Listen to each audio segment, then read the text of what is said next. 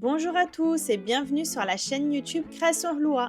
C'est Caroline, la pâtissière de l'école, et aujourd'hui on réalise ensemble un Buttermilk Chocolate Cake. Alors vous allez me dire qu'est-ce que c'est que ce gâteau?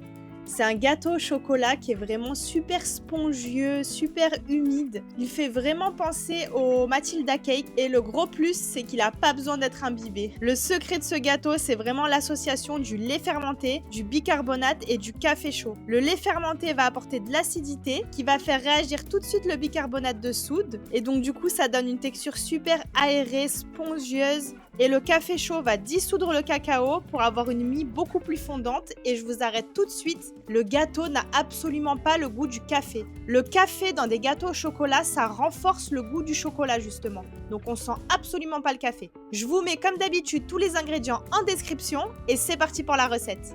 On commence par fouetter ensemble le sucre et les œufs pour les faire blanchir. Donc votre mélange doit doubler de volume.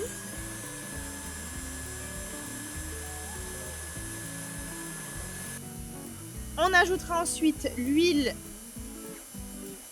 et le beurre fondu. Puis le lait fermenté et l'extrait de vanille. On mélange bien et on peut maintenant ajouter les ingrédients secs. Donc les ingrédients secs, je les ai préalablement mélangés tous ensemble dans un bol. On mélange doucement.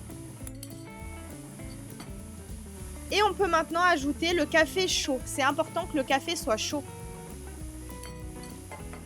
Mélanger jusqu'à obtenir une pâte homogène.